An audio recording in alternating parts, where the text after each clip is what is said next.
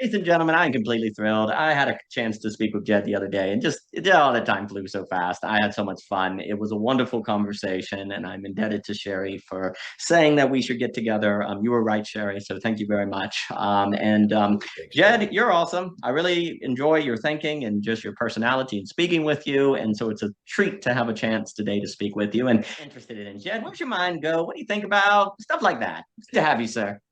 Yeah, I think when we talked earlier, I told you I'm kind of like a blue collar mystic. I'm interested in just about everything. So, I had the distinct privilege growing up as a kid to not have a TV till I was 10 years old. Didn't have our first computer. I grew up in the 80s and the 90s. Didn't have our first computer till I was like 16 or 17. And so, I had an extensive amount of experience with boredom, right? And you just, what do you do? Well, you go hiking in the woods, or you go play sports, or you think about things. And we had a World Book Encyclopedia 1972 set in my house. And I remember just reading that thing. Probably by the time I was 10, I had probably read the whole thing. And so, you kind of like just, I have very broad interests in a few areas that I know some things in depth, but I'm interested in just about everything. And so the trajectory of kind of like what we're going to talk about today is like I'm working in AI, which is not something I would have ever guessed that that would be the case. However, I think it's a wide open field for generalists. I think that there's a lot that gives me a sense that what we need is not more specialists in the area, or at least not, weigh the balance out, because there's some generalists that need to come in and give some much needed perspective in the field. But I am working on a startup right now in the AI field, and a few different that's going to go in a few different directions. But I come out of the building trades. So I grew up. My dad was a plumber. His dad was a plumber. His dad was a plumber, and his dad was a plumber. Um, and so I grew up in that world. My dad was very adamant on not having me learn how to be a plumber. He wanted me to learn the business. So I have kind of tooled around in construction and trade facilities management type stuff for most of my career. Did a little stint in education, and I was actually a Bible college student at Moody Bible Institute way back in the day. So once upon a time, I was studying for ministry work, but that just was not going to be a good fit. So you have kind of I don't think I've told you about this, but a little bit of a manic depressive wild man, especially in my younger years. So it took me a while to kind of sift through kind of how to live a healthy life and how to carry on your family. So, I had some rough and tumble years there in my mid 20s to my mid 30s, before I was able to kind of start getting things together. But um, I saw an opportunity while I was working with a large organization, very large. If I told you who it was, you would know who it is, in their flooring division. And so I was actually managing a local market in the Sacramento area back in, I want to say 2022-ish. And I had, I've always had kind of an entrepreneurial streak in the construction trades, just because my families had always owned, not just my nuclear family, my extended family, they all own construction businesses of some kind. So I knew there was like eventually going to probably be some sort of entrepreneurial venture in me. And I've been involved in a few at the startup level and those kinds of things. So I knew that that was something that my career was going to build toward, but I just wasn't sure what. And I knew I was going to touch on the trades, but I just wasn't sure how. So I had a client who, a lot of Silicon Valley post COVID had kind of migrated into the Sacramento region because it's close to Silicon Valley, housing's cheaper, so we had a lot of people that worked in and around Silicon Valley. And one of my customers was working in the field of AI, and he's just like, "Are you familiar with it?" And I said, "Well, beyond like the science fiction that I've read, not really." Which sometimes actually turns out some of the science fiction is a pretty good indicator of how to think about it. But um, I ended up, he just said, "Hey," he says, "so you got business ideas and those kinds of things?" I said, "Yeah." I said, "I do." And he said, "Well, he says, you just need to familiarize yourself with the new tools coming out." He says, "They're really important." And so I did. I just, when GPT, I think 2 came out and all that kind of stuff, I started playing with them. Was not super impressed until we saw the the technologies mature, and I realized like there was a real opportunity to bring in like integration of these services into the trades in a really cool, unique way. And so I left my job with a large national company as a general manager for a local market in San Diego at the time. I left that in March of 2025 to embark on this startup, and had built out the business plans, was ready to start getting funding. And my business mentor is an executive with one of these large national companies. He just said, "Jed," he said, "why wouldn't like our company or some other company just take your idea, and you don't have any intellectual property?" He said, "So, like you're just using the platforms." He said, "So what's your intellectual property? And, can the current technology actually accomplish what you think it will do?" And the answer was no to both. And I had left my job and, had done the startup, and I'm like 3 or 4 months down the road, ready to start seeking out funding. And I'm realizing I don't have anything resembling what it's going to take to actually be successful here. And more importantly, like AI, the large language model, neural network models were never, ever going to be sufficient for, if you think in construction terms, we have to think in terms of code. The code is the Bible, right? You don't, the plumbing code or electrical codes, these kinds of things are not negotiations. They're quality control. They'll save you, their safety. And like AI just is not safe to put into homes. And, a lot of the integrations I thought of were like, how to bring this into the home, and in a sense, how to make the home do something similar to like what an iPhone does, a center of economic generation, a generating node, essentially. Hmm. And it was just not possible to do that in a safe and responsible way. And so I had kind of, a real crisis moment where I had to decide, well, I really like these business ideas, and I think that they're really valid, but they're just not ready yet. And the biggest issue was just stable cognition, right? We needed stable cognition in systems that you wanted to safely in homes and facilities. And that's a big problem, right? And so as the kind of autodidact, you know, moderately trained in Bible college and business school, right? But I've been a lifelong reader of philosophy, theology, literature, poetry. I love that stuff. That's what I spend my time on when I'm not working. So the inner mystic in me is walking down on the beach in Carlsbad and just praying, just saying, "Lord, what do I do? Where's, and I remember there was a very Zen-like moment, and I use Zen meditation often as a as a contemplative uh, contemplative exercise. And I just was sitting on the beach trying to absorb where I was at in life and what my next steps were going to be. And I was overcome with the sense of the intelligibility of the created order, right? Why, when I'm looking out to the horizon, I could describe all of the physics, or I could make an attempt of describing the physics, but it makes me feel some sort of way, right? So how does the physical substrate result in this feeling? And then I was looking around me at, the pelicans and the people, and it's just like there was this deep intelligibility in this sense that if we're going to try to answer the questions of cognition, we need to start with the wisdom that's woven in the natural order, right? It's there. A tree knows how to go after valuable information in terms of water, nutrients, the roots. It knows how to grow toward the sun. It just does that. There's a kind of this cognitive effect. And I start with, kind of a monistic philosophy. So mind is something that is fundamental and ubiquitous.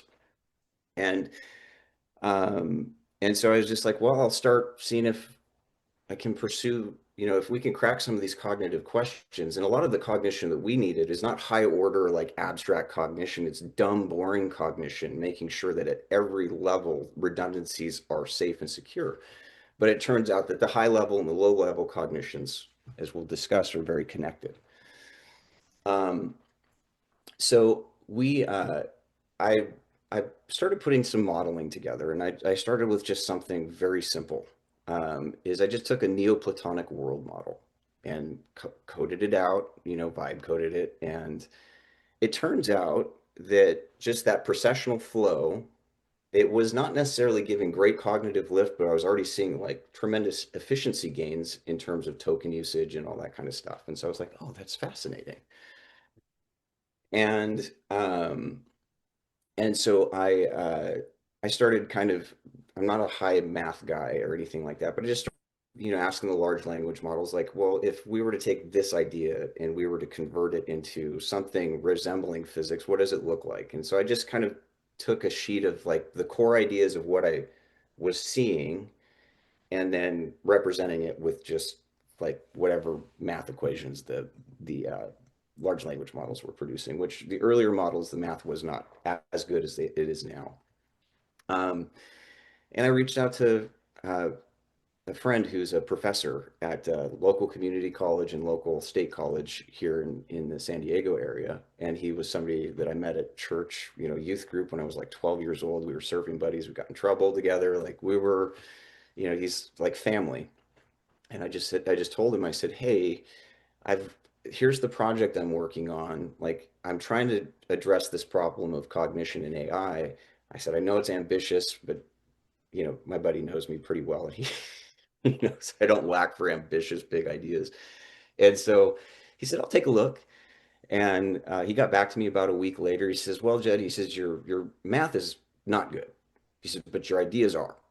So he said, let's work on it together. And so we did, and we began cobbling together some basic ideas, just around like how to create agents that were more cognitively robust. And it was trial and error and all those kinds of things. But we kind of had some real breakthrough and aha moments. And I had one where I was reading through, I want to say, Polanyi, and just he had in passing mentioned, Marx's labor theory of value. And I was like, value, that's interesting. I said, that's kind of connects to questions about entropy, meaning, but, value is,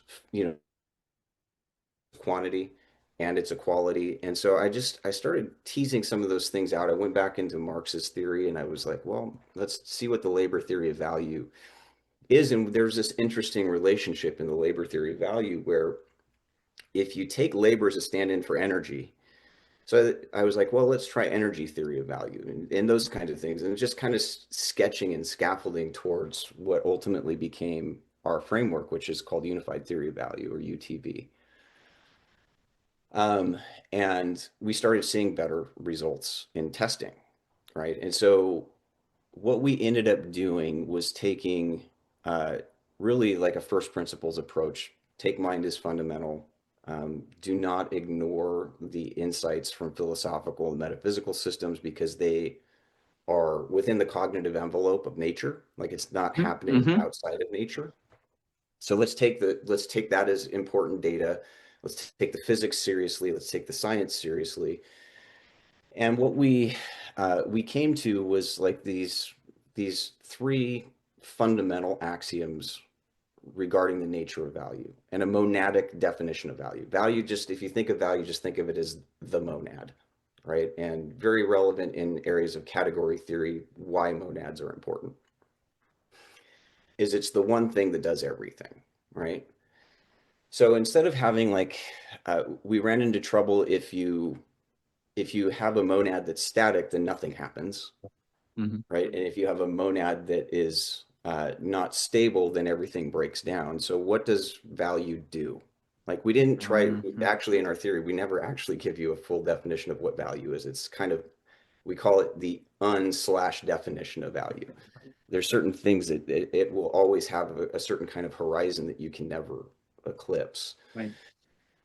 And so we came up with these three core axioms, and there's several sub axioms within this, but so we have about, I think, 30 total. But the three core axioms that value worked around were one, a boundary condition. Value functions as a boundary. So if you were to take all local value perspectives and add them all up, value still exceeds them. So there's a horizon that value still exceeds. So if you were to take, let's say, in a religious discussion, the perspective of Christianity versus Advaita Vedanta, you put those, they still don't equal value, right? But they both are reflective of value in some way. And they both have that kind of architecture. And so it's basically just saying all finite approximations, local instantiations of value don't add up to it. There's an invariant core that it doesn't, you'll graze the boundary, but you'll never exceed it. And that allows us to have a kind of a contained system, right? It just really helps to basically contain a system. And it enables a kind of a pluralism in terms of how value is expressed. Nature selects for diversity. Just in the ecosystems we see, there's a reason why you don't want a monoculture. And in AI, you really don't want a monoculture because you'll have totalitarianism, right? So those boundary axioms were really important. But they weren't sufficient. So I'll kind of interject before I get into the other two set of axioms, right? I was telling my math partner, I told him, I said, I think like what we're really looking for is, does value have field conditions, right? And so is there a field that it produces, right? And this was where kind of the magic started to really happen. And it was actually came when I was reading, I just so happened to be reading in the New Testament, Jesus says the kingdom of heaven is like a treasure hidden in the field. And then I was like, oh, that's just like in the Bhagavad Gita where it talks about how the field and the knower of the field are one. I was like, oh, okay. So maybe there's this notion of value produces some sort of field dynamics. It turns out it does, right? And it's the value is what sets the cognitive field. Value is the irreducible precondition of intelligibility. Like if something has no value, you cannot think of it. Right? It's not possible. Even if you're thinking of something bad, there's probably some underlying value that you're distorting, right? So this condition of intelligibility was really important, and we started to experiment with some field equations. And things were happening in the field that our boundary axioms were not explaining, right? The boundary kind of gave rise to the field, but it said there's more fundamentals that we were missing. And so we realized that we needed conditions of generativity. So we have a series of generative axioms of how value generates itself, essentially not saying what is value, but what does value do. And so this was kind of actually where Desjardins and the Neoplatonic guys were really important. I think Desjardins is a little bit too skewed towards telos, right? So everything is telically pulling toward an omega point, which I think is actually true. But everything is not fundamentally just telic, right? There is that kind of the Heideggerian Dasein, right? Sure. There's an atelic side of being where value is just valuable because it's valuable. There's no reason for it other than it is. Mm-hmm. So we needed to identify where value was ambient and atelic. We needed to also look at where value was epitelic and emergent. Like how does value kind of freely emerge in thinking systems? And so what that did is it gave us the conditions of not what value is, but what value does. So we're kind of still measuring its shadow, right? Is these axioms, what we call our G axioms, ensure that everything is taking place within this kind of telic, epitelic, atelic envelope that really matches Neoplatonic abiding procession and return, right? So if you're thinking like, what is that? That's where the Neoplatonism definitely shows its skirt in our theory. But it also ensures that you're like where thought occurs the most is actually in the edge of chaos, right? So you need enough chaos, you need enough noise to make thinking possible. Thought needs texture to kind of catch it. Really important element of our dynamics. And then value is we have the relativity conditions. And a lot of this is just Einsteinian stuff, right? It's just that value remains invariant across local perspectives, right? So the value may be seen or perceived differently, but the underlying value does not change, right? So it's just the conditions of relativity to ensure that that the system stays stable. So that's kind of like at the core of our unified theory of value is really this monadic kind of a multimodal monism is what we call it. A monadic definition of value where we don't try to say what is value, we just say what does value do, right? And within those field conditions, then what cognition becomes is we call our field, at this point, we just call it the salience manifold. And it's, you know, the manifold is, can be construed in high and low dimensional field conditions, just to kind of give you an idea. It really operates at multiple dimensions. But the act of cognition is really the act of recognition, right? It's an ex post facto recognition of an least action, really important in physics, and it turns out in cognition, same thing. So that's kind of, we have this way of, and it gets into a lot of other areas. We did some valuating quantum formalism. So taking our monadic definition of value, then weighting that in quantum equations to get better token selection in LLMs. But it turns out that it's a lot more fundamental. And that's where we develop kind of this tritemporal sense of time, subjective time, objective time, then we get into like your executive, your decision-making time, right? So we have a lot of different things. I am probably explaining too much right now, so I'll let you ask some questions. But essentially, what we're trying to say is that value is the curvature of quantity and quality, just like gravity is the curvature of space-time, right? It's the same. It's actually it's an isomorphic principle. And so from there, what we see it allowing us to do, like, and we actually have some empirical testing results on this, is we can plug in like our systems. We're doing a series of testings on large language models. We can identify not only when they're communicating falsehood, whether that's an intentional deception or just a hallucination, we can actually target where that's happening, how it's happening. There's actually a cost, an entropy cost to lying that we've actually measured, and it's pretty consistent throughout measurements so far. And so you can actually trace all of this cognition, and all of a sudden that big black box in AI cognition becomes a glass box. We can trace the thought either through testing on the weights of the model themselves or through proxy measurement after the fact.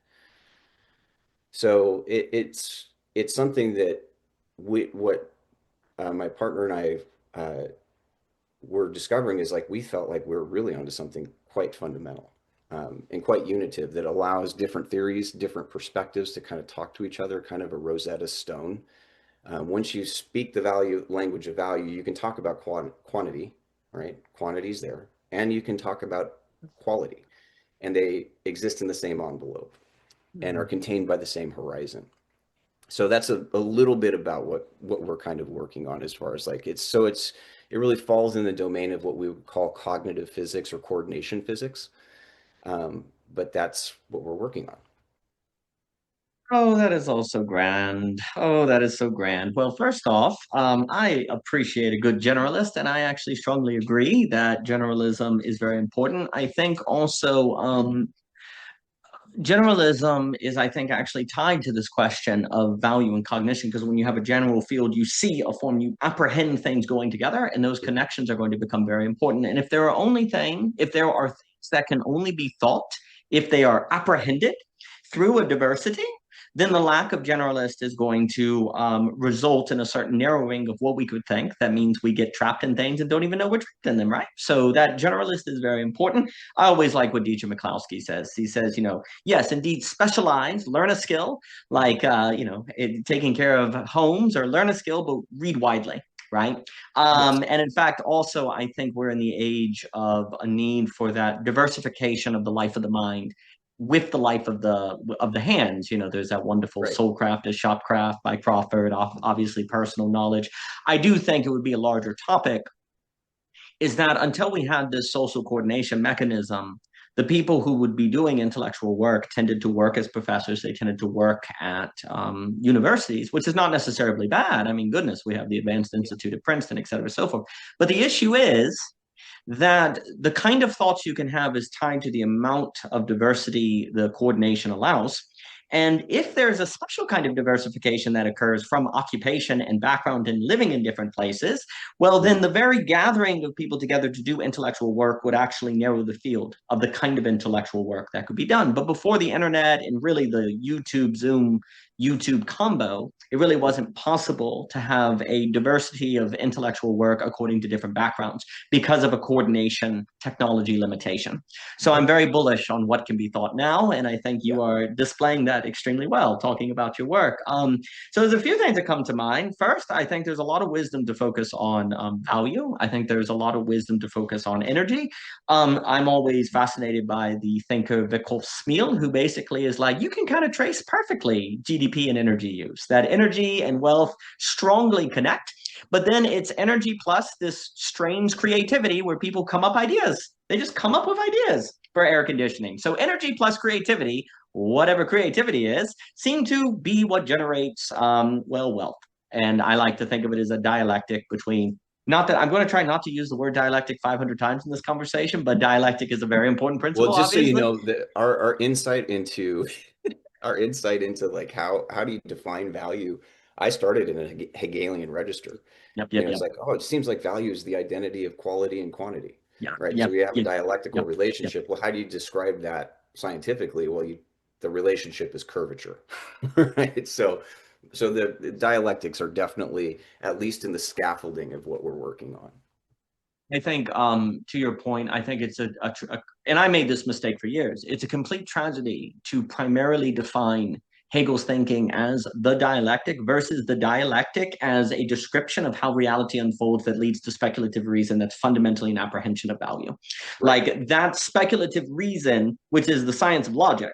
Like the phenomenology of spirit is almost like, yeah, you can cast that aside. That's merely a description of how thought moves. Now we need to think the logic of how thought historically unfolds. It's like, and critically, and then of course people like the great, Holgate will emphasize, for Hegel, the dialectic is not merely back and forth, A, B, back and forth, back and forth. It's the fact that things are dialectical in themselves, that a seed unfolds into an apple, that it passes over into otherness, that there's a certain quantity that saturates into a new quality, and there's a certain quality that's necessary for quantity, right? That when you actually see that they're always passing over, then what affords the possibility of that passing over, and how do you formulate it into comprehension?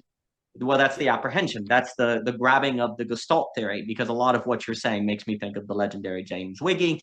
And I should also just note, certainly I do not have the expertise in the fields that you're describing. I very much appreciate what you're saying.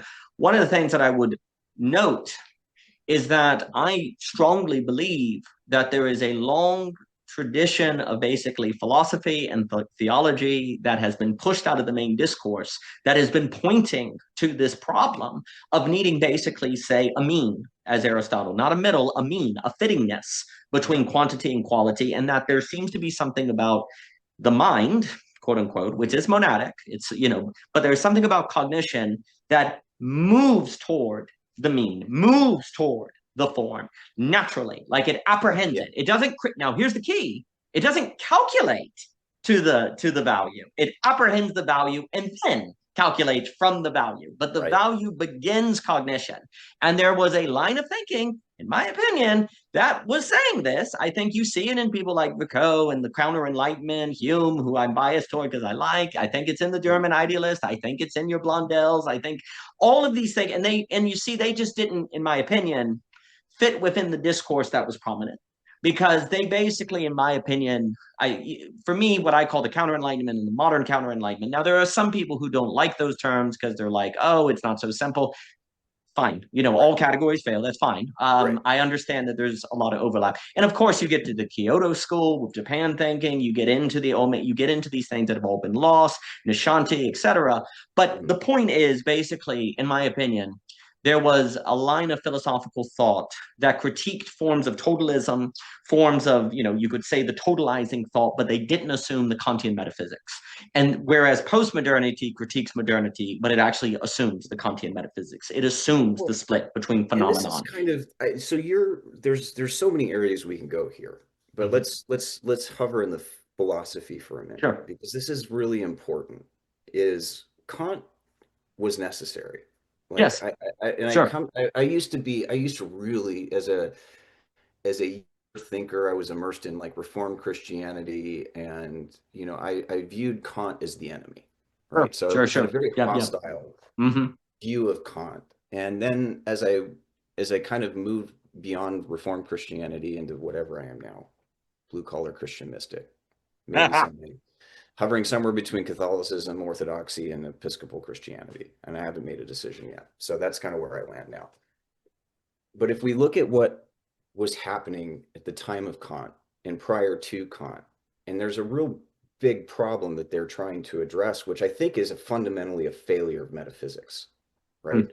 Is there was like this metaphysical excess that comes in through the scholastics. And it's not to say their metaphysics are bad. It's just that the problem is that we had no way to verify or falsify any of these metaphysical claims, right? And it seemed like, as you get the advances of early science, things that were predictable were quantities.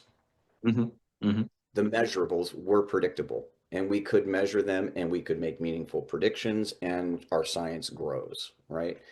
And so Kant comes along and just says, like, in a sense, like, his Copernican revolution basically says that metaphysics is entirely noumenal, right?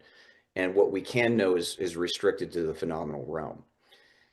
It was almost like the necessary lobotomy is what I Oh, look oh at it yeah. as. Like, Yeah. it's Yeah. almost Yeah. like a necessary rupture in the metaphysical fabric of like Western and world culture, to be able to look at quantity and understand it. And we have come to I don't think a final understanding of quantity, but we've come to a much better understanding just how to measure quantities over the last 350, 400 years.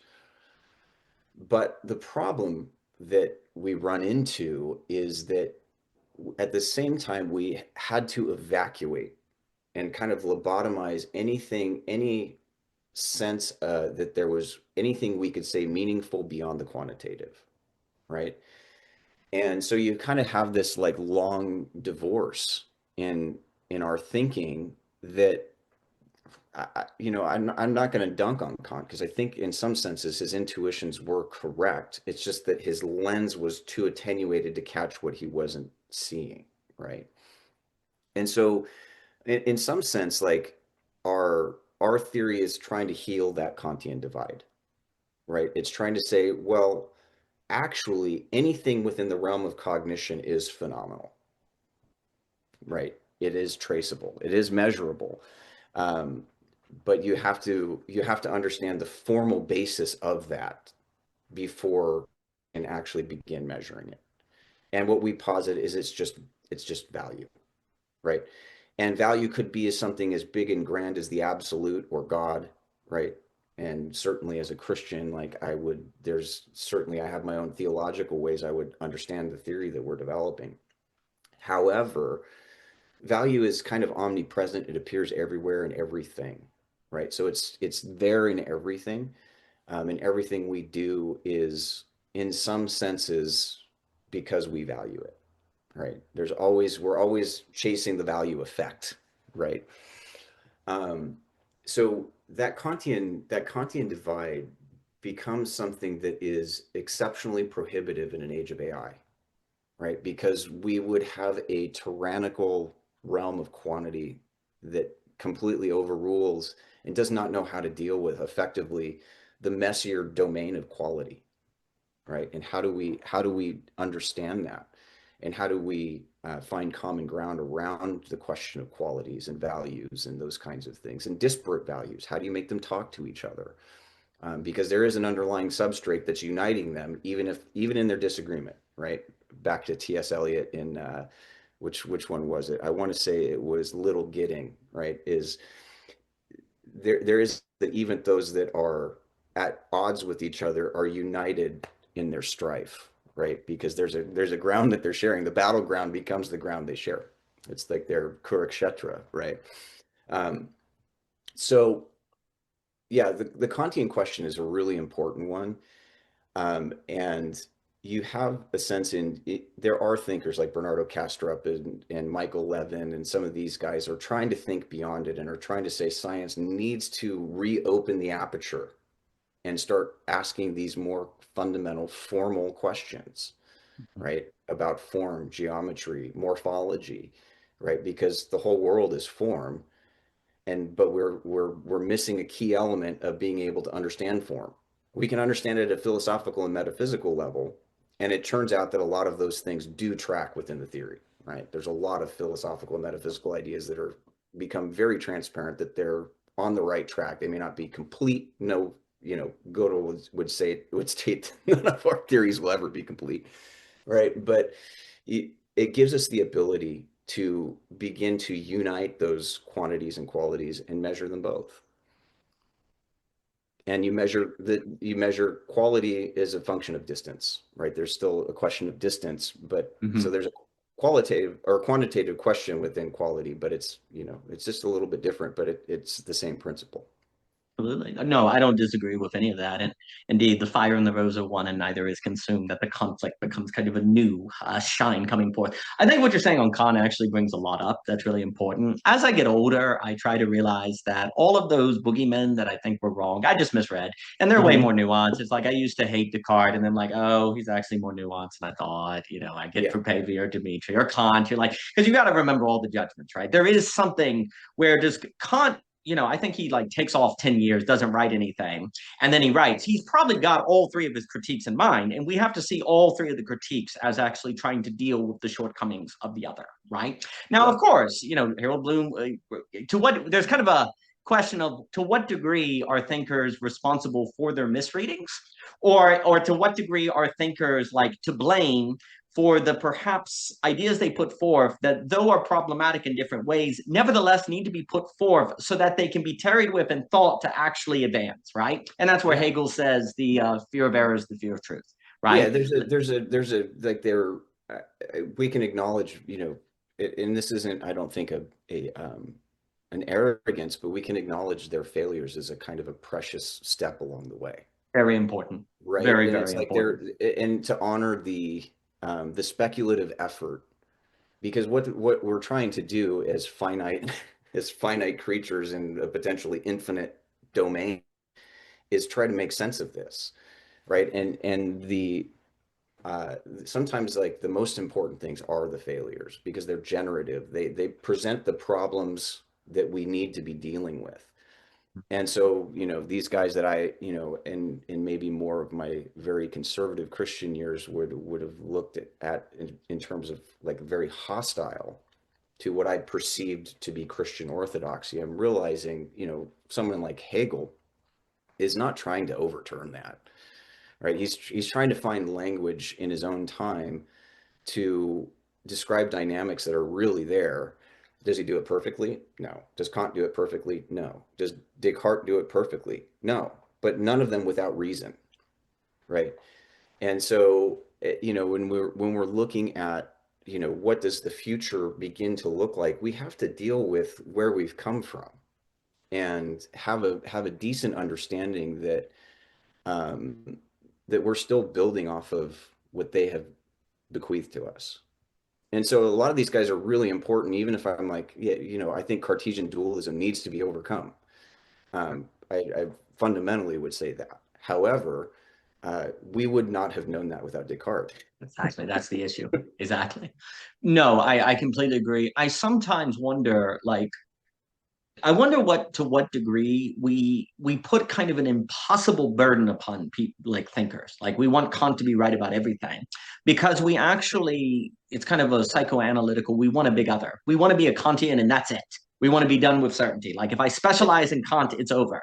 But would Kant himself be like, no, you can't be a Kantian. You need to read because that's part of the conversation, right? Mm-hmm. And obviously they would want people to read their books and to appreciate it. But this kind of idea of being a Hegelian, Kantian, Cartesian, et cetera, so forth.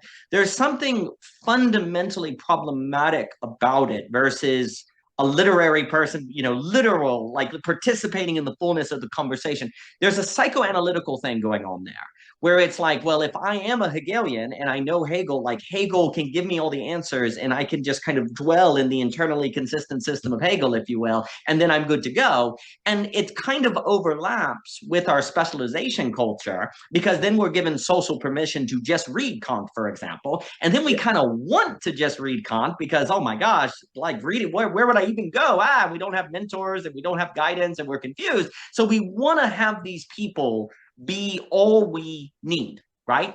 Mm-hmm. But that imposes an impossible standard upon them and also inevitably sets you up for deconstruction and you go too far in the deconstruction. Like there's one thing that's the deconstruction that is the Heideggerian clearing where you get a new reconstruction where being can come forth in a different way. And something else when you're looking for the big other and the big other fails and then you just kind of slip over into hopelessness or you're in denial and now you're pathological or you come to perversely enjoy like the game of pretending like they know everything when you know better and all of those different psychoanalytical registers. So there's that problem where we kind of treat these thinkers in a way to that psychoanalytically is advantageous to us. And that leads to really not understanding this point you're making. Whereas that the fear of error is the fear of truth. Like you have to, like let's take Kant, for example. If you have to have someone like it's literally impossible. It's kind of the Heikian point. Like you literally can't think of all of the local knowledge coordination that has to occur in a society for it to function, right? And that's the majority of what happens. Well, likewise, you literally can't think every possible idea, and you also can't possibly think of every interpretation of your ideas, right? Like it takes a lifetime to do Kant, for example, right? Okay, it's literally not possible to think of all the directions and implications. And like you're saying, and I often think with philosophers, we don't read them against their historic background enough, right? Like we read them in a vacuum. We have a major crisis of basically metaphysics and religious wars and violence and the inability to make the problem of every nation is to make a many into the one, to take a diversity and make it somehow have a unity to it, right? And basically, how in the world, like it is a completely necessary error and a reasonable direction to go in to say, the only hope we got is quantity, like an emphasis on quantity, like to really kind of break it down into numbers and to try to coordinate according to that quantity. And because otherwise we're all dead. Right? Now, does that lead to excessives and problems? Right. But here's the issues. You need to experience the shortcomings of an emphasis on quantity precisely to get to the place where you can now, today, at this very moment, think quantity in a new way according to the speculative reason with quality, right? So you have to go through. But this is also, in my opinion, it would be a larger subject, why you always need a certain form of the thinking life, the intellectual discernment, however we want to word it, is because history always entails errors. But those very errors are the contradictions that drive forth thought, right? Like in Hegel, the contradiction drives forth thought. Like the Gödel point, quote unquote, the point of incompleteness is precisely the point, dang it, because that's what drives forth higher dimensionality, right? Mm-hmm. The problem is we have to, well, it would be the psychoanalytical stuff. We tend to deny the contradiction because it demands something of us, right? It makes us, it's the, C.S. Peirce, ethics of belief. It makes us uncomfortable. We want to kind of know what to think. And when you face this, it's uncomfortable. But that very discomfort is what drives thought, actually, right? And so that becomes like really, really important is to actually be in the place where you can handle that. And unfortunately, we're in a society where it isn't. And I think the internet dropped. So what I was just saying is that the contradiction drives thought. right? And it's just like ultimately we'd have to get into it. What Gödel shows is that, well, obviously we can still think as long as we avoid computational explosiveness, right? Like you just avoid. So Gödel, like you just like what it does is basically thought without contradiction is impossible, which means you can't have a perfectly predictive model, blah, blah, blah, because I think we forget too the historic background of what he's writing in, which is the dream of basically perfectly designing a society, perfect prediction, the possibility of a formal system where you can calculate everything into quantification and be good to go, right? And, he's like, no, you can't do that. Does that mean thought doesn't work at all? No, it just means that what we're doing when we're thinking is different than we thought, right? Like actually thought needs that incompleteness precisely to compel it to more thought. And historically, what it means is that error is a necessary drive of thought, right? But there are psychoanalytical reasons we don't like that.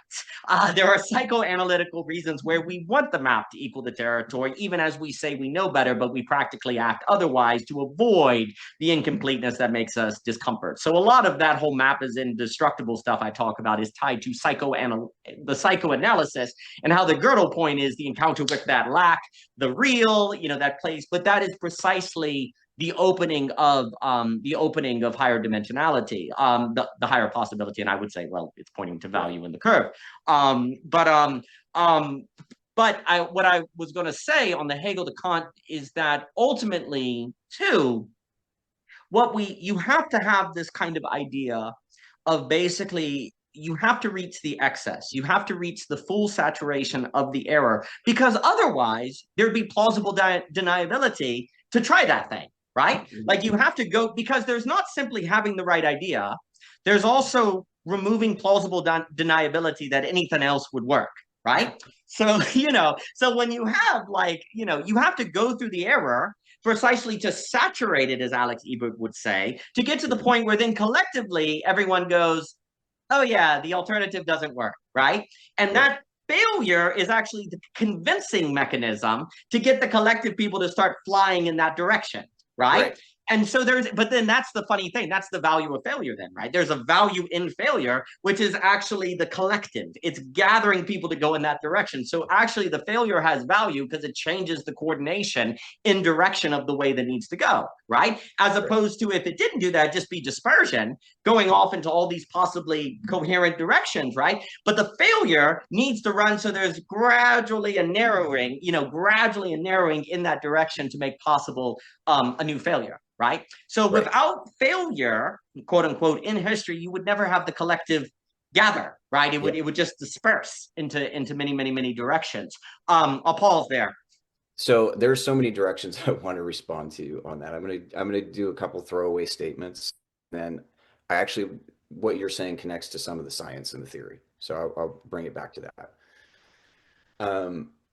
So if you look at something as perplexing as Christian tradition, the failure of prophecy, right? The second coming that never came, right? I think we need to start looking at it in that register, right? Is what were we really looking at? What was the nature of that prophetic statement by the one we claim is Lord, right? And so I think what's interesting to me is that you have like this kind of this problematic where it doesn't happen in the time frame expected, but I think, like, I'll be very provocative here, most truly great and true prophecies have to fail before they succeed, right? And so, or at least have to fail in the domain of perception, as a perceived failure. Right. So I'm not saying an ontological collapse. I'm saying a perceived failure in order to understand the deeper meaning that those words themselves were signifying. Right. So failure is like baked in the cake. It's a cosmic constant. Most of what we do is failure. It may be failing well. That's the goal. But most of what we do is failure. The second thing I wanted to connect to, and this will connect as I get into some of the science, is the problem of overdetermination, right? So if you have an overdetermined set of goals, I'm an organization and my goal is to maximize profit, right? You have overdetermined from the outset what those are going to constrain all of your actions, from now into perpetuity. and you have a legal and moral obligation as far as the markets are concerned to do so, right?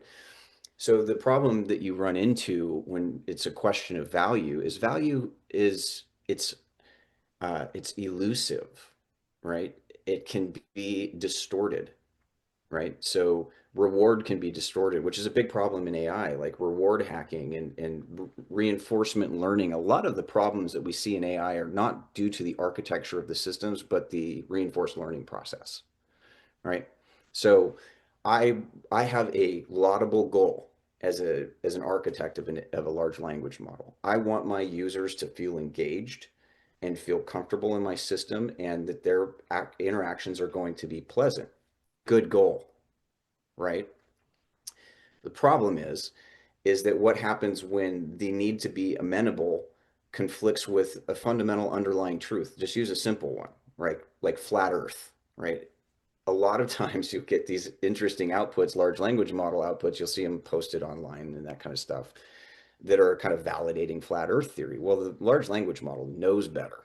Its training would dictate it has a different physical picture of the world, but it because of the reward feed, that perspective will get reinforced, right? So it's a huge problem and it's a reward distortion. And so we actually measure those reward distortions through some scalar measurement. Like when we were kids, I loved the GI Joe commercials more than I loved the GI Joe toys, right? It's a classic reward distortion. The perceived reward versus the payoff were disparate. And right, because there was a distortion in the reward we were pursuing. Same kind of thing when it comes to attention. How well does what you're paying attention to reflect the underlying value? Again, another scalar measure of you can be paying attention to precisely the wrong thing. You have a distorted attention index, right?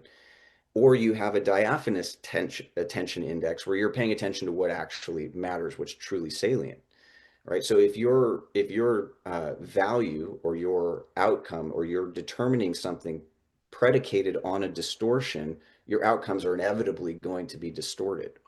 So we have like our three workhorse metrics, or one is called reward distortion index, the other one is called attention reflexivity index, and the third is really important and it's our workhorse. It's called epistemic sample sufficiency. Do I actually know enough to arrive at a proposition, right? And that there's a lot more that goes into that. That's where our theory, the field dynamics, give way to something that's not just kind of like an electrical field. It's more like a hydrodynamic field, because at in your reasoning process, it's kind of has like a spin, right? And creative spin is really good. It's called turbulent flow, right? And then you have, but you don't want turbulent flow in a mathematical reasoning. When you're asking 2 + 2 = 4, you don't want to see your machine doing this, right? You Right. want to see it doing this, which is laminar flow. It's moving parallel, right? Path of least action. And so what you want to make sure is, do I know enough to make an affirmative decision in the cognitive process, right? Really important for AI agents is actually what we do as well. And there's really important distinction between a blowhard and somebody who knows what they're talking about, right? Is the blowhard can make sometimes even wildly accurate claims, but has no real reasonable basis for doing so, right? And no way to distinguish between their accurate claims and their inaccurate claims because they don't have epistemic sufficiency, right? And so when we get into this problem of overdetermination, and you can see that it's a ubiquitous problem. It's not just an AI problem, it's an economic problem, it's a social problem, it's a government problem, it's a personal problem, it's a fundamental problem that we run into, is our value apperception is prone to distortion. It's prone to distortion at a fundamental level. We're finite agents navigating an infinite manifold of meaning, right? If we were to know everything instantaneously, our agency would evaporate, right?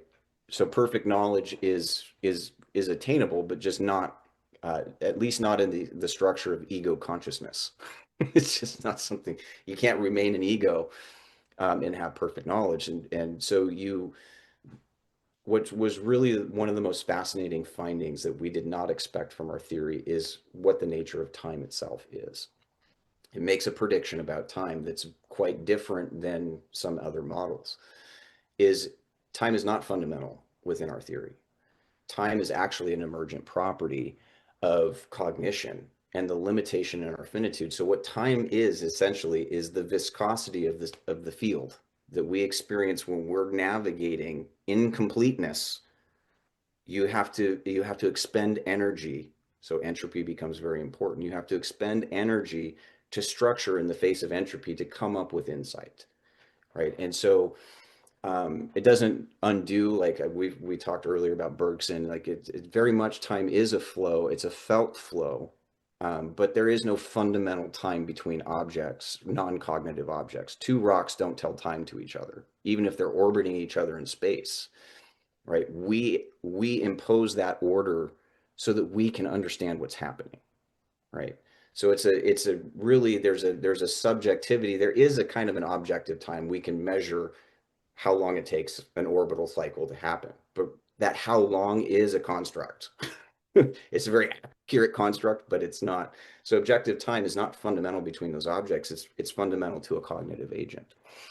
So when we look at a lot of kind of the bigger problems, the big social issues, and I mean, obviously, like any of us that are watching the news right now, it's like there's this curious crumbling of an old order, and we don't know what's going to emerge on the other side of it. Is if we cannot begin to reimagine our world with a sense of what's really important and what's really truly valuable and what matters, we're going to continue to pursue these overdetermined goals that always end up putting us in a situation, you turn the clock back 500 years ago, we were facing a similar mess in the 30 Years' War. 500 years before that, you go back into the Crusades. 500 years before that, you go back into the Justinian plagues, the disasters he found himself in. It's like we find ourselves in these kind of cyclical crashes because the underlying entropy in the system becomes too much, and the system gives way. No, brilliantly said. So there's a few things. So first, there's a way in which we can see Hegel's dialectic is basically saying everything passes over into otherness eventually, so don't overdetermine one thing, right? So for example, let's take freedom as a value, and you organize everything about freedom, and everything is according to freedom. Well, there's a certain point where freedom is a slavery because you have no guidance, you're existentially overwhelmed. That's right. So freedom passes over into otherness. Same goes with equality. There's a point where if you have no equality, you're miserable and it's no good. But then there becomes an inequality that actually destroys excellence, and you get fungibility, and equality and interchangeability become synonyms. And so it passes over into injustice, right? So the dialectic is basically like, hey, we can't focus on one thing because that very one thing eventually passes over into otherness. That this is the weird thing. Every determination eventually is overdetermined as itself. And that's the point when its contradiction makes it emerge into something else. But the problem is, without speculative reason, we're going to be invested in that process, and we're going to try to hold it and keep it from changing. And then you get problems, right? And, so there's something about the problem of overdetermination that is tied to Hegel's dialectic. And then the question is, to what role, the million-dollar question is, to what role does speculative reason, which you could talk about as philosophical discernment, the judgment of the mean, the gestalt, there's different ways to kind of language it. To what degree can speculative reason avoid overdetermination, or must it simply reconcile itself with overdetermination? Right? Can it overcome it, or must it, because there's that idea, like Dylan Saul will say, where there's a certain reconciliation. But then, of course, there's a funny thing where reconciliation could be precisely the posture that is better to judge the value, that is to curb determination so it doesn't overdetermine, right? I actually have that kind of posture where actually there's something about that Heideggerian weighting and clearing and all of that that actually is the participation of cognition to avoid overdetermination.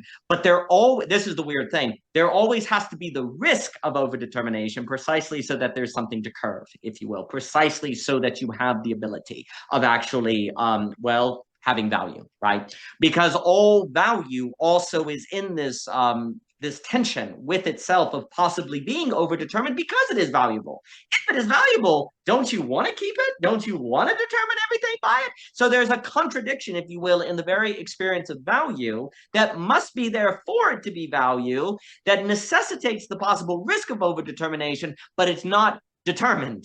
That the overdetermination is not determined, even though it is present for the possibility of value. But that means there's a sort of stewardship, to use Clayton's language, between the subject in that value, right? There's a active participation and role. There's a few things you said also, because you said so much that's so lovely. So it's interesting with the failure thing.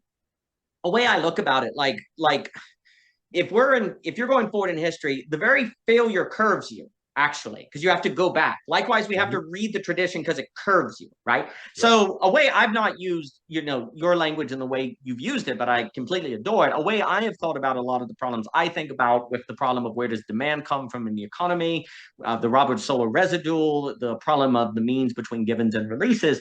For me, straight lines, when we talked about this last time, straight lines are the quickest ways to 2 points, but it's the most energy intensive.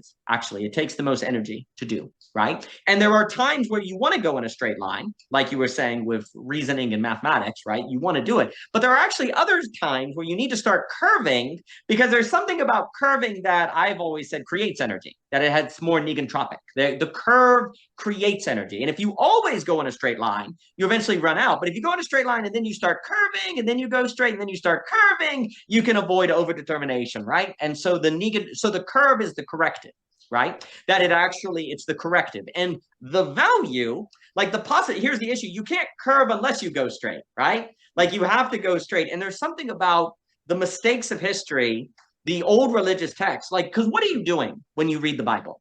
You're going forward, but looking back. So it curves. And there's a weird thing in which I would argue that it creates energy.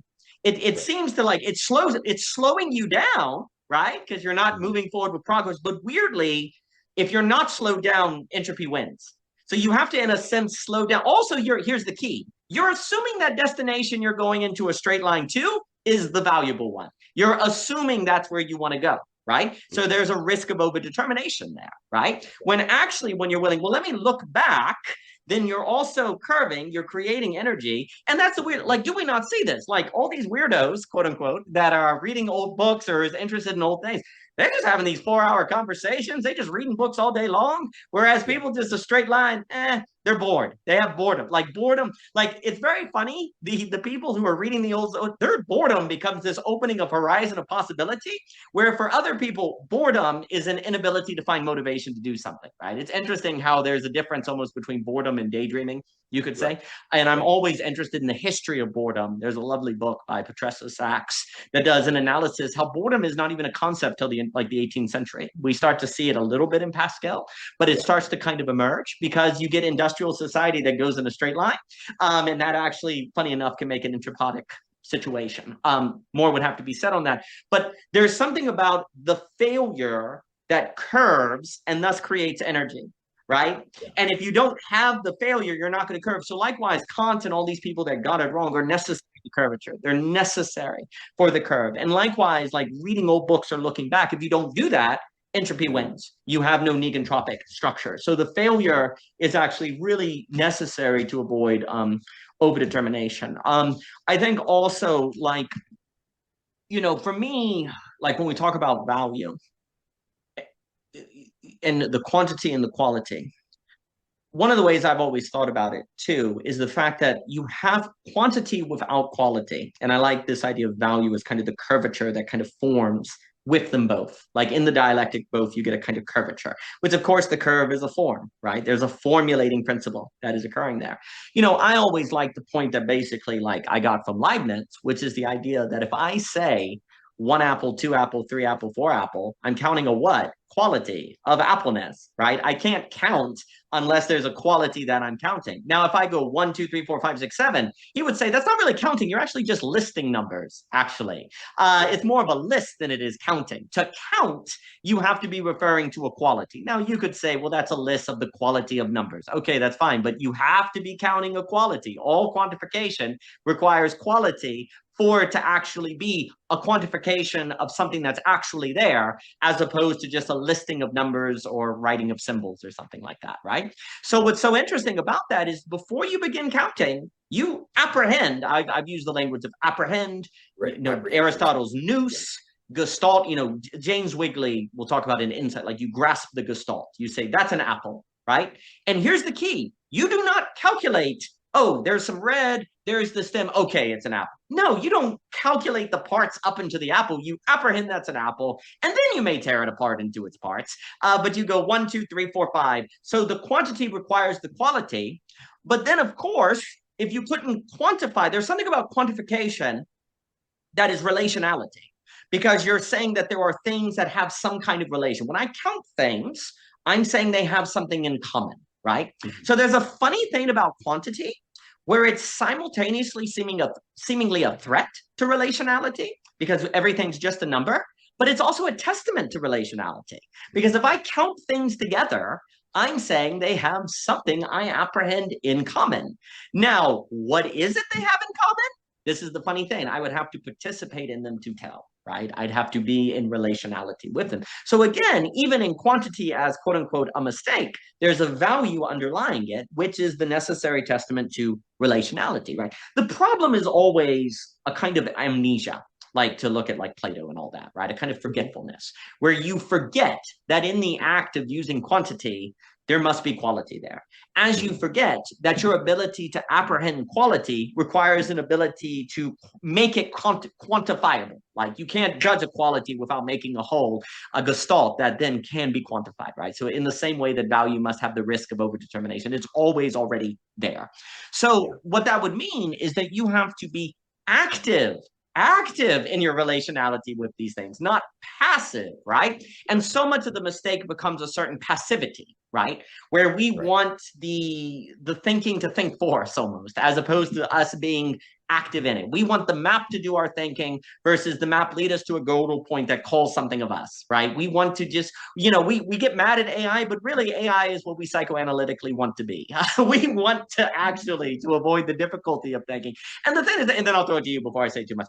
There's also something about, like, we end up in the straight line because in the short term, it's easier, but in the long term, it's entropic. Whereas the curve, it's harder to admit failure. It's harder to face the unknown in the real, but in the long term, it creates energy.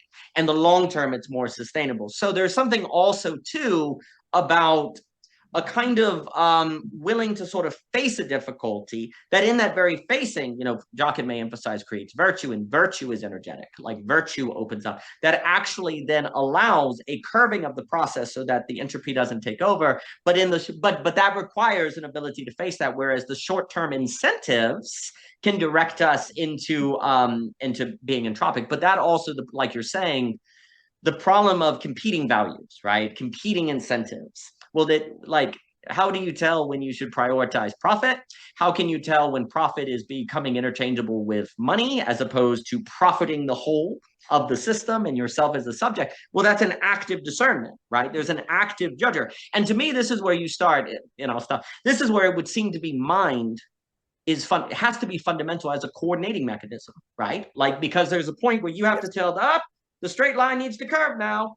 Too much curve, time to straight. Need to curve now. We're being overdetermined.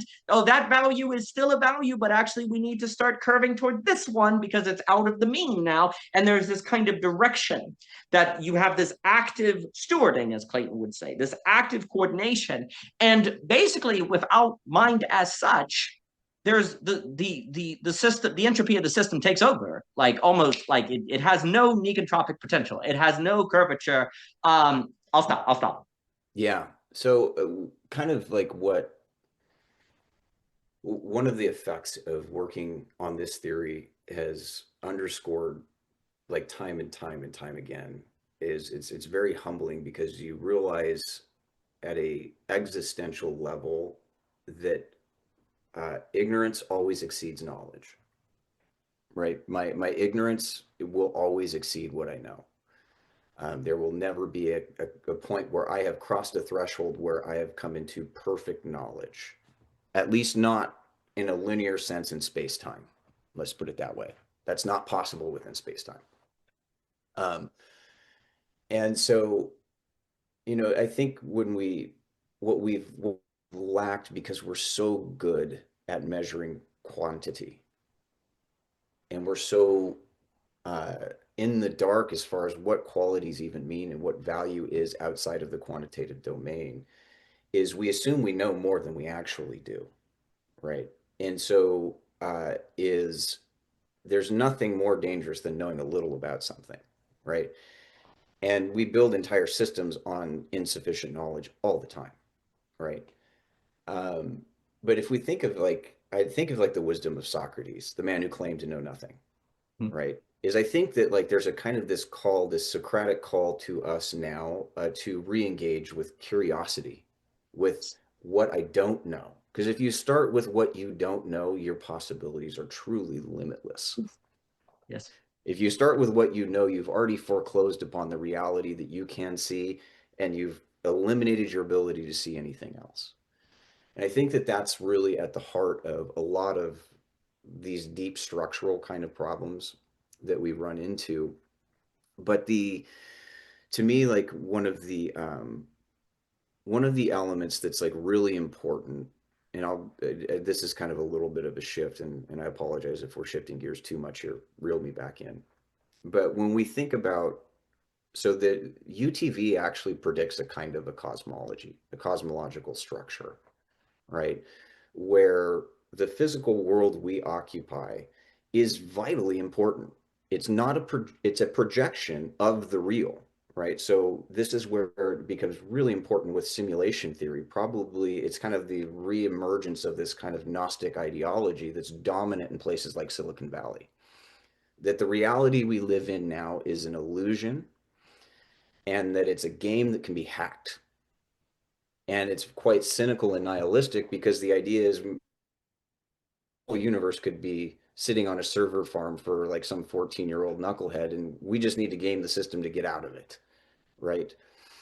And it's the same ideology that Christians struggled with it in terms of its interactions with Gnosticism, because structurally the cosmology between early Christianity and early Gnostic groups was fairly identical, right? The structural cosmology was very similar, but the Christian message was something different, that there is real value in the world we occupy now, and that it is not merely illusory, or it's not merely a prison that we must escape. Although it definitely, that I think existentially, I sympathize with the simulation theorists and the Gnostics, because it can feel like a prison down here, right? Sure, sure, So sure. it's like they're dealing existentially with the right categories. But um, what the envelope of reality is, what our theory predicts, is basically the hydrodynamics of incarnation, right? Is how you move from the one to the many, and how the many come back into alignment with the one, right? And the goal of this whole enterprise in this, in our, our physical cost, is to, it's kind of like almost like a laboratory where value is realized and collected and assimilated into the system and unified and reconciled, right? Right. And the reconciliation process is a property of mind, is to take all these scattered and disparate and truly valuable values that do not talk to each other really well down here, and then up there they all of a sudden there's profound coincidence between those opposites, right? And so we deal with the aporia, we deal with the paradox, we deal with the tension down here. That's a part of the story, right? And that cognition is not some ghost in a machine kind of epiphenomenal thing that just happens. It's actually what's shaping this whole envelope of reality. What matter is, in our theory, is just crystallized viscous value. It's high viscosity value that accumulates and operates on pattern behavior. We call them physical laws, right? We call them physics. But these are just really patterns of cognition which objects can stabilize themselves within, right? Within a dynamic system. And so, the problem with the sciences is not fundamentally an accuracy problem. We're always going to have an accuracy problem in the sciences because our accuracy is always incomplete. There's always something else to figure out. There's always some new problem to attack, and that's actually exciting. That's interesting. Like we're never going to present a final cosmology. But the problem with the sciences is that we have advanced through the modern era we're so dislocated from the meaning question. Like, how do we formulate meaningful lives for the general population? The current systems cannot deliver on that, right? The reward distortions are too high and too skewed in favor of very few, and very many are left, kind of in this, almost Darwinian struggle to exist. That does not have to be that way. It will not eliminate all the problems that we face. To be in space-time is to face problems. That's the goal. That's that's what this is about, is to realize value. And you need that entropic resistance to realize that neg-entropic value, right? It's how things work down here. But the world is real, right? Whether you believe that that's because there's some theistic source behind all of that or not, the world we occupy is a real place. It's not some illusion. There is a projective dynamic, right? And it does filter down through us. Quality has to quantize itself, right? And in a sense, that's what we are talking about. When you're talking about the apple, that's a quality. But when you stack up 10 apples, all of a sudden quantity appears, right? And we begin thinking about these things. So quantization becomes a way that we can know and understand things. But if we evacuate the sense of the meaning of that apple, right? Whether you're thinking about, what was it, the golden apple myth for Achilles, or the Eden myth, if you're not thinking about that when you're eating an apple, right, you're probably missing some of the meaning possible in just the act of consuming the apple, because it's tied into our human story in so many different ways, right? So the meaning question becomes really important. And we're just not there. There's no mechanism currently within a scientifically responsible way to even begin to speak to that. And it's the crisis. Vervaeke will talk about that. A lot of the guys on, the TLC crew that I'm kind of somewhat adjacent to, and every once in a while I pop in and talk, is like, until we can come to a common language around that. Even if we say, I value this, you value that, that's a good place to start, right? We're different in our values, totally fine. But until we have a language to discuss those things in a way that doesn't require a totalitarian solution, we're going to continue to see the problems that we are currently encountering proliferate, right? The entropy eventually is going to, we don't have structure for the entropy right now. I completely agree. So there's a few things, all outstanding. So a lot I will think about, like when I fill a brief, for example, I'll talk about with the triumph of the therapeutic. And what he points out is that human beings need both givens and releases. Givens means things you don't have to think about. They're just given, right? Like, you don't assume them. You don't even know you're assuming them. They're just given, right? They're kind of almost axiomatic. Right. And for example, 200 years ago, it was just given that you were Christian. It was just given that Christianity was true. It's not that you decided Christianity was true. It was just given, right? And that created, you could function, right? Because you didn't have to think about everything. You didn't have to calculate everything, right? But the problem is, then there's a kind of imprisonment that's happening there, because you're born into something that's given. Furthermore, what we talk about in Belonging Again is, I would argue that when Hannah Arendt talks about the banality of evil, that is givenness. It's just given that Jews are bad. It's just given that whites are better than black, right? So you get these deep immoralities that actually you need thinking to break up, right? You need release. But here's the issue. Once you're released from, the given of Christianity, well, what's going to ground you now? How are you going to get grounding again, right? So you're in it, and the release is a real freedom, because now you can choose if you're Christian or atheist or Jew or whatever, right? But here's the issue. A chosen given, quote unquote, is not the same as a given you simply absorb, because now it feels arbitrary. It feels like it could have been something else. Right. And human beings then are psychologically overwhelmed, because we need to feel rooted, as Simone Weil said, right? But if the conditions of society allow rootedness, they also allow some of the worst evils in history: xenophobia, racism, war, violence. You also tend to be very manipulatable, because if you've never developed thought, you've never developed rationality, the king or the government or the church comes in and says, you're going to go to war here, or you need to kill these people or do that. You can't self-defend yourself, right? Right. So self-defense and thought allows you to not be pulled along, and it also creates real freedom. But in that real freedom being pulled out of givenness, it can feel lost. And you could say what has happened, and what Philip Reeve said is it was the triumph of the therapeutic. Or what therapeutic means is the dominance of release over givens. Now you can be anyone you want to be. You know, you're free from gender, you're free from Christianity, you're free from all these things. And what ends up, here's the thing, in pure freedom, what Reeve said is it creates a psychological anxiety that then makes, ironically, creates an appeal to strongman totalitarianism. And all the things that givenness could cause are recreated in pure release because you're trying to escape that anxiety of not knowing what to think. And I think basically our political moment is defined by this, right? So here's the issue.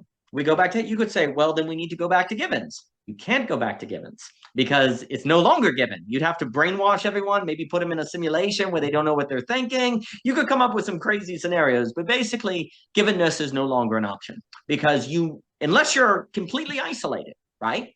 Like you could say you'd have to greatly limit technology. And hey, there are communities that obviously do that, and they tend to have better birth rates, and there seem to be advantages of that.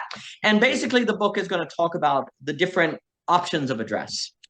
There's the transhumanist, there's the Amish, there's the Duganistic, there's the land. I can go on. But for me, we haven't thought what I want to call is the new address, which is where actually we're able to find a certain grounding in the loss of givens because we've come to have the right relation with releases. Now, that is a mouthful. But that is what we need to do. And the issue of value is big here because if you say you need some sort of, dare I say, mean between givens and releases, you can't calculate that though. Like, oh, it's 50% givens and 50% means, 30%. What is it? How do you calculate that?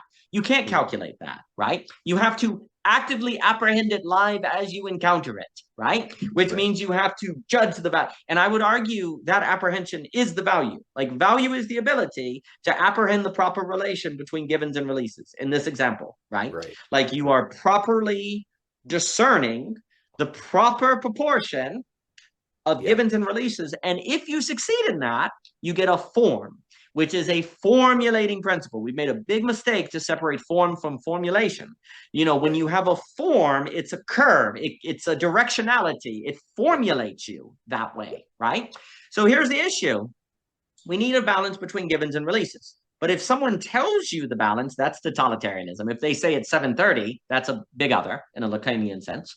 If you say, well, it's all givens, well, givens eventually pass over into their opposite, so it becomes a tyranny, right? And that happens in the isolationist option. If you say it's pure releases, well, that passes over into otherness, back into totalitarianism. So you can't, so you have to speculatively reason, which is active judgment. Judgment is big for Hegel, which is an active judgment. But here's the question. What are you judging? What are you discerning for? What are you looking for? You're looking for value. You're looking for an experience of value. Jockin and I and Javier, we talk all the time about beauty.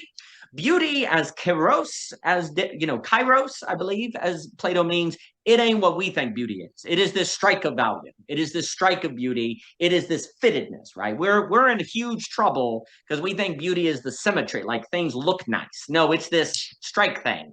It is this grasping of the principle that then you follow, right? Well, that is an experience of value, right? That's an experience of beauty. The question is the following. How do you increase the probability that the average person in their unique circumstance is able to uniquely apprehend the value of their circumstance and give themselves over to it in a manner that collectively increases value in need entropy versus entropy? Right? And that, like in a kind of like Luhmann kind of cybernetic sort of sense, second order cybernetics, like that's what you have to do now. And basically, we know how to have economic systems. And every time we talk about economic systems, you're also talking about all economics is socioeconomics and political. It's been a massive mistake to treat economics and society and politics as separate. They're always interrelating. Now, it's okay to separate it, think, as long as you remember to bring it back in. But the whole idea of specialization is to take and never bring back in.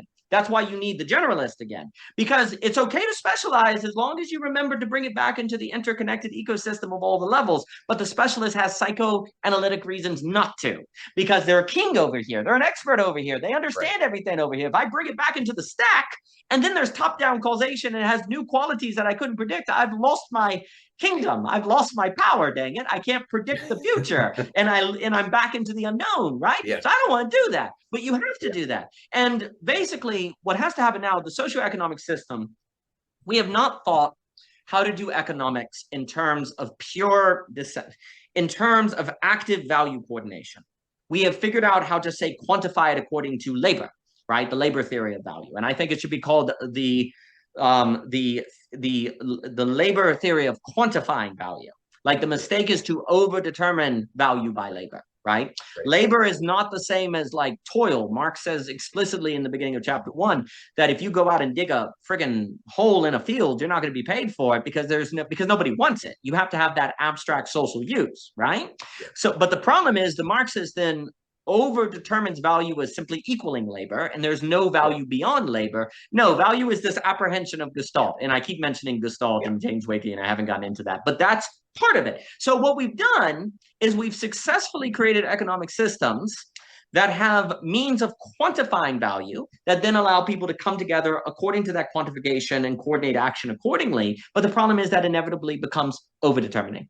So we have done it with we've done the same thing with religions. We've done the same thing with ideologies. We have figured out kind of ways to bring people in their differences, compress it, and they get together. But then inevitably they form habits and it becomes overdetermined. We're in the age now where we have to have an economic system that is literally coordinating people according to the live value judgment, the live attraction to value in their ability to successfully communicate that to others in their difference and bring them together into harmony.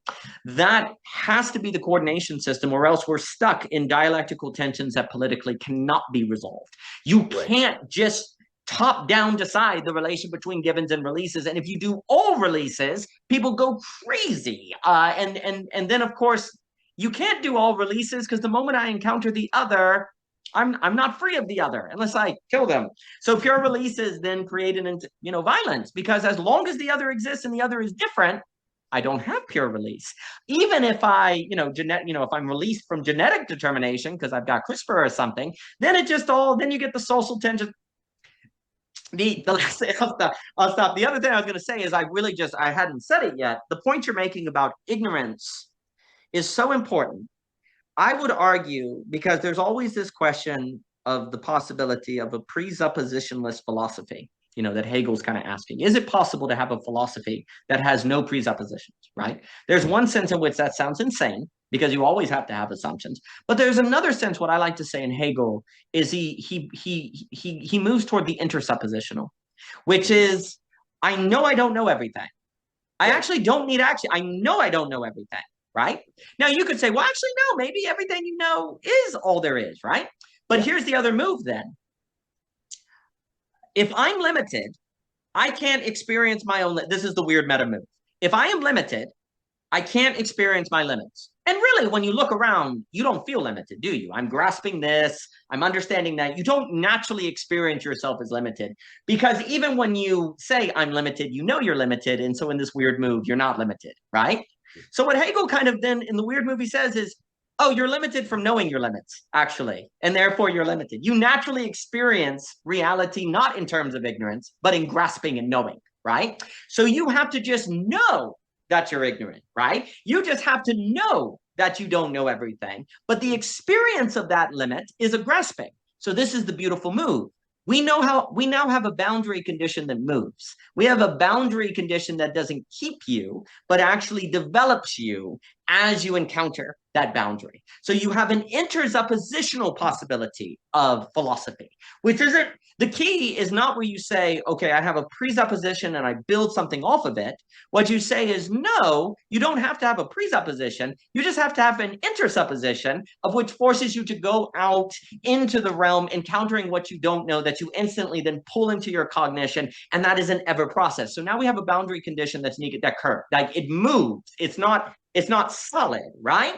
So this then allows this kind of movement. And since it's an ignorance, it's not like you don't even know what you're going to, right? You just know you're going into. And so that allows curvature because you don't know what you're going into. And that curvature follows the value apprehension, right? And that, when you put that value apprehension together with going into that ignorance, then boom, boom, and you have curvature and you have dynamicism.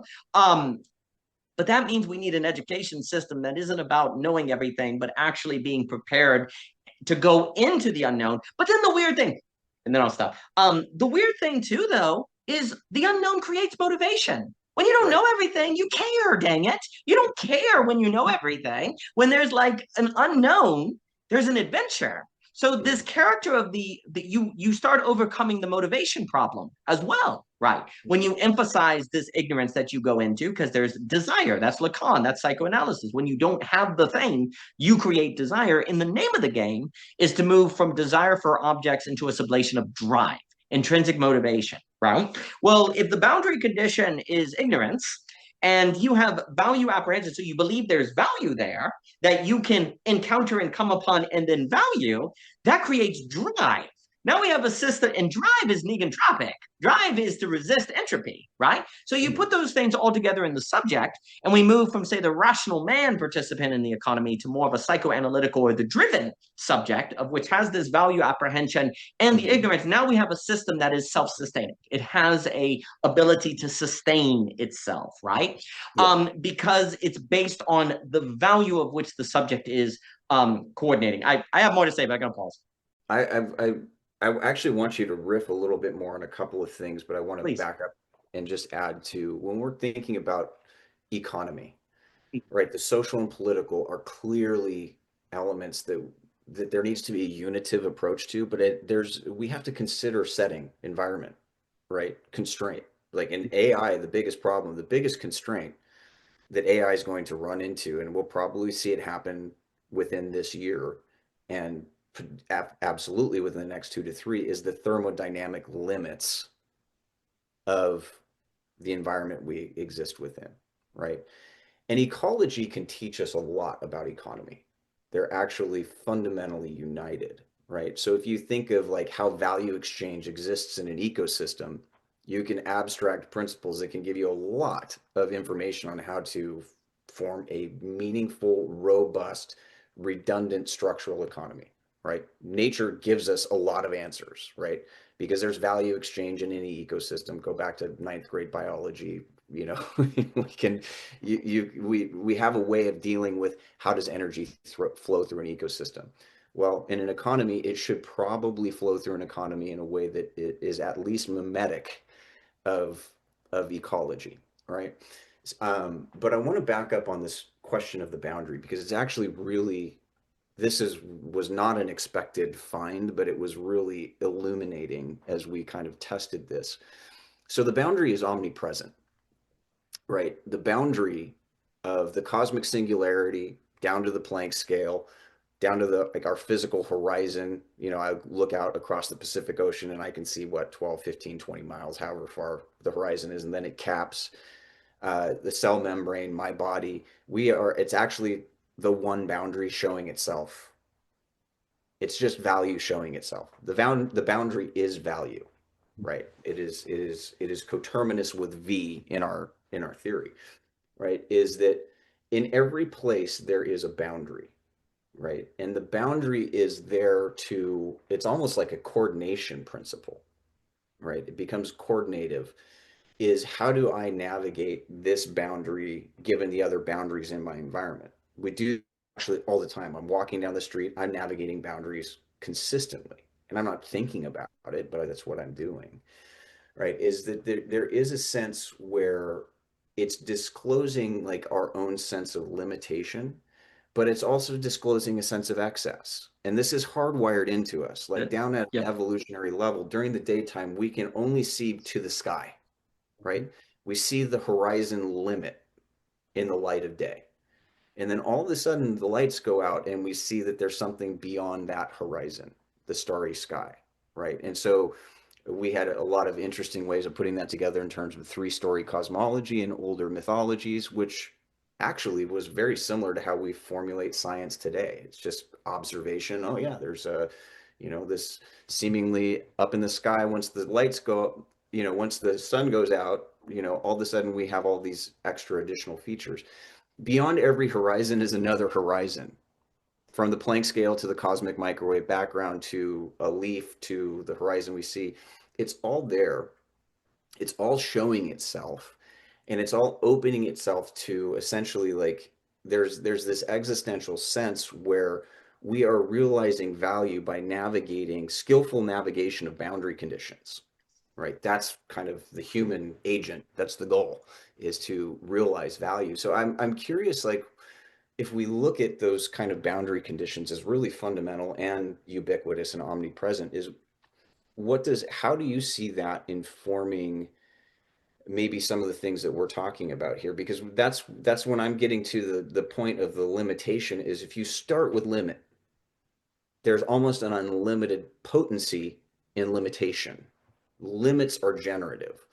Not having to be the smartest guy in the room is the smartest thing you can do. That's it. Right. And so I'm curious, just like, because you have your way of riffing, is like, how would you respond to that?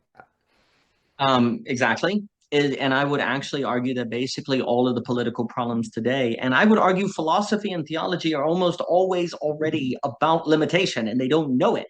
And the problem is today, because limitation is also determination and definition. Without limit, a thing doesn't exist.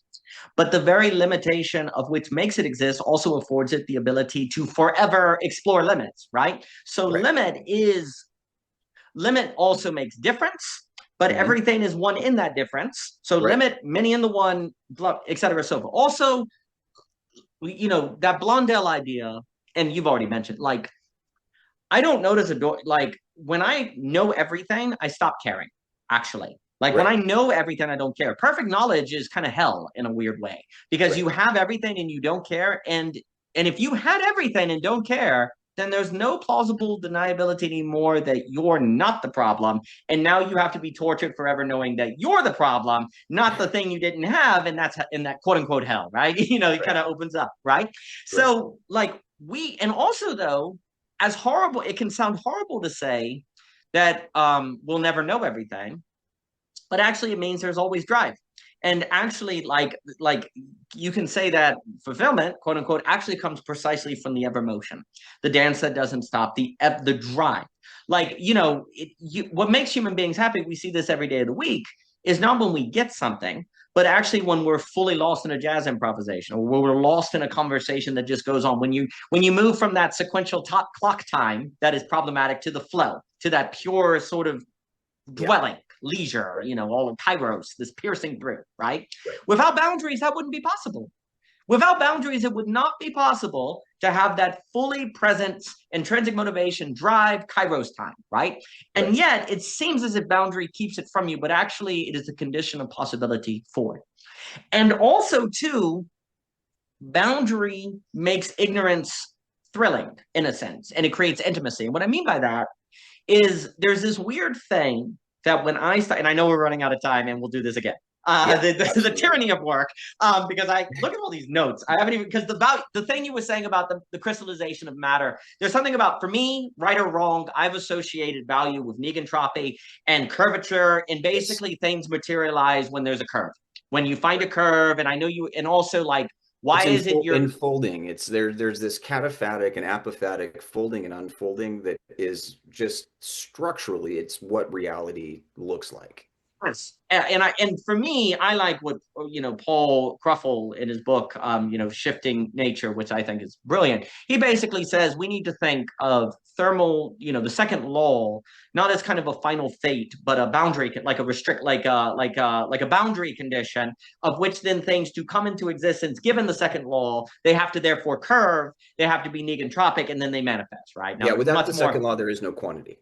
Exactly. That's exactly right. So you have to have that in order for things to actually value, to curve, right? And then there's the crystallization of that motion. And that's how you also deal with, like, fine-tuning problems. And why is it that things just come upon like you apprehend the perfect gestalt? So this is really important. I want to jump in there because I realize, like, there's a critical element that I've missed here. is, and I'm gonna have to refer into like Christian theology and Pauline sources, but he talks about a knowing that's beyond knowledge, right? Is there is like we can have knowledge of the absolute Mhm. in that moment of pure apprehension, but it is like I would call it like supra rational. Yeah, It's yeah, not yeah. it's Hmm. not irrational, Right. That's the but it key. is Right. beyond the ability, it's beyond intelligibility at the level of rational reason. The ratio requires this, not that, right? It requires a discriminatory encounter, Yes. right? You can know certain things that you don't know, Oh, right? yes. Yes. Like you can, and we do this all the time. Like when I am with my kids, or if I'm with a good friend, or I'm with my fiancée, like I know I love them. I don't have a rational discourse in my mind of, are these all the reasons? Like, am I looking at this right? There's a moment of apperception in love specifically, Yes. but in through other means, through contemplative means of kind of a relinquishing of the need for rational knowledge and to give space to the encounter. So I do want to say like we can have and it's you can just call it the deeper sense. You can have a deeper sense, a deeper apprehension of realities, but they're not reason. It's not ratio. It's not Yes. rational knowledge. Like when we're getting into rational knowledge, value is the uttermost limit of what we can describe, right? Hmm. It's the horizon. For anything to be intelligible, there's an underlying value that you have to deal with. You have to describe it. You have to assign names and taxonomy to what you're describing, right? It's a rational process. And so what the boundary does is it's just an enclosure. It's enough of stuckness. It fixes you in a field to where you're going to have to navigate from a place of incompleteness, but the completeness is always already there. Yes. In the logic of Yes. our theory, the other is just you enfolded in a way where the other and you have forgotten that you're the same thing, right? The one and the many problem, the many is the one, right? It's just fractal in a fractalized, like imagistic sense of what's happening there. And so like the it's the problem in AI compute, the problem in economy, the problem in politics, the problem is the one in the many problem, right? And it is when you can acknowledge limitation versus needing rationality to solve every problem. There's just certain things it cannot touch, right? Like it can't, like I can rationally describe, I could write a poem about a sunset, right? That is just obviously anybody who's engaged in creative writing knows that like T.S. Eliot again did, every word is a raid on the inarticulate, and it's a failure. Everything you have described in your life, everything you have ascribed a taxonomic value to in some way is completely incomplete to the thing in itself, right? And so I think that what if anything from the conversation we derive, even though we're talking about very high theory, and the enterprises that I'm working on begins to roll this out, we hope it makes a meaningful difference and a meaningful impact. But I feel like it's just like the to embrace the wonder of humility, right? To embrace the wonder of the boundary that we exist within exceeds the boundary, and to have some curiosity and to not take, let's say, scientific materialism as the given. That has been the given in our legacy Hmm. in the West, is scientific Hmm. materialism. It's no longer a given. Hmm. Where's the new horizon? Hmm. Right. And to me, like that's what's really exciting about the work I'm working on is not, AI applications are cool, but the broader implications of it, if the theory of, we've still got a lot of testing to go. It's got to be rigorously validated. We're trying to do science, not just woo, as much as I like the woo. There's some rigorous testing involved here. But if the theory holds and we're seeing good empirical results so far, like there's some staggering implications for that. But it's stuff that we actually already know. We know it implicitly. We just don't, we've forgotten that we know it.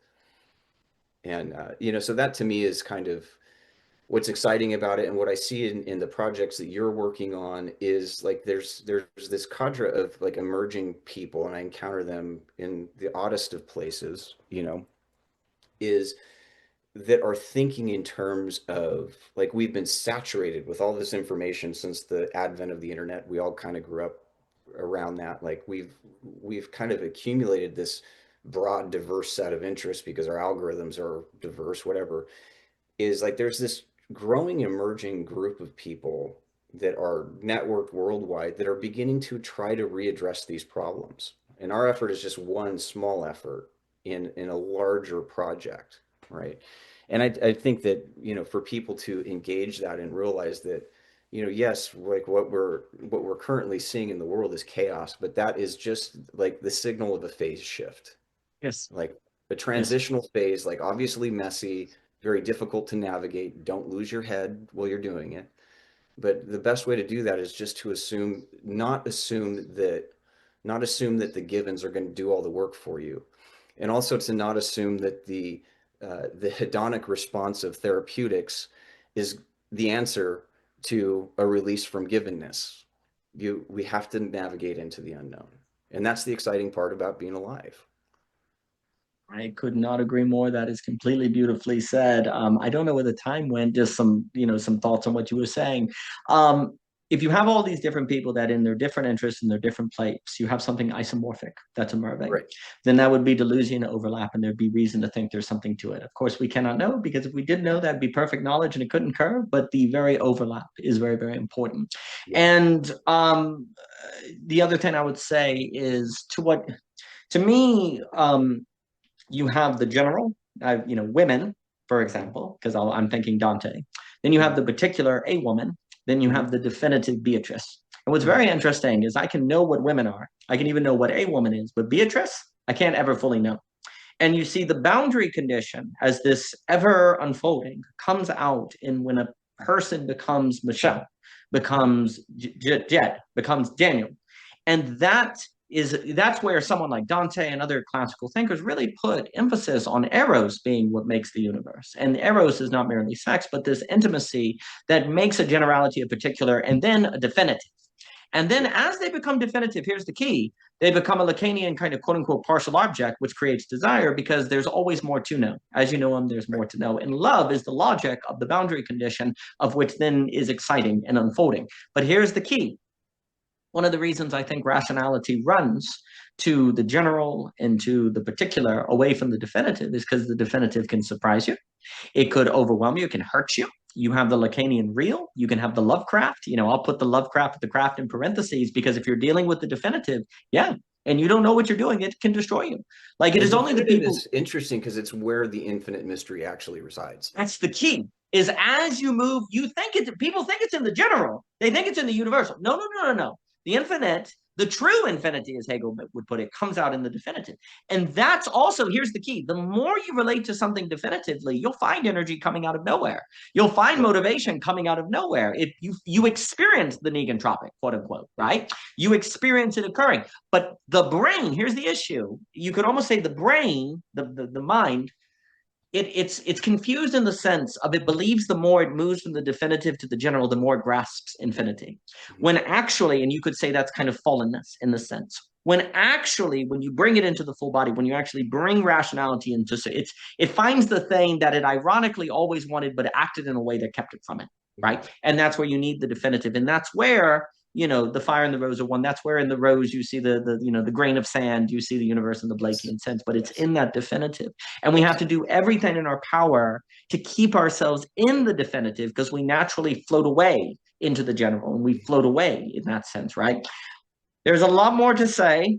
Yeah, I will Um, say this is a parting, maybe to seed our next conversation, right? Beautiful, beautiful. Is one of the exciting aspects of the theory, and we can kind of maybe discuss it, how it connects into cosmological things in our next discussion. But Absolutely. um, that sense of the negentropic coming from nowhere, our theory actually predicts of where it Beautiful. comes from. And what I will say to seed this for maybe the next time we talk is Plato's cave is absolutely one of the most relevant metaphors to what that somewhere is, Mm, where hmm. the negentropic is actually the way things work. So it's very fascinating. It's one of the weirder aspects of the theory that we didn't expect, but it will be kind of fun to situate some of the social and political and economic into the cosmological, because they all kind of talk to each other. Yeah. They're all doing that, and Hmm. they're all doing that within their boundaries, but those boundaries. So anyway, there's a lot there of the where and how and why we think is very fascinating, right? And in this respect, like the great philosophical and metaphysical systems, whether it's Nagarjuna's Buddhism, Shankara's Advaita, Ibn Arabi's Sufism, or Maximus the Confessor's Logos Logoi, like these are all actually really, really, really, really important because they have something to say about the fundamental structure of reality. Yes. And we've applied some of those things, and the results are kind of stunning. So I'll be excited to discuss that with you maybe Well, I later. look forward to that very much. And I think that's fascinating with Plato's cave because the opening of belonging again is often who drags Plato out of the cave? Like, how do we forget that in the story people are dragged, but how would a prisoner leave if they were not dragged? Right. Like, Right. and what exactly does that look like? And we get into, but beauty. It's been a complete delight. I don't know where before you talk. Thank you so much for your time, Jed. Yeah, And absolutely. I've Thank really you. enjoyed It's it, been an and we will honor. do it again.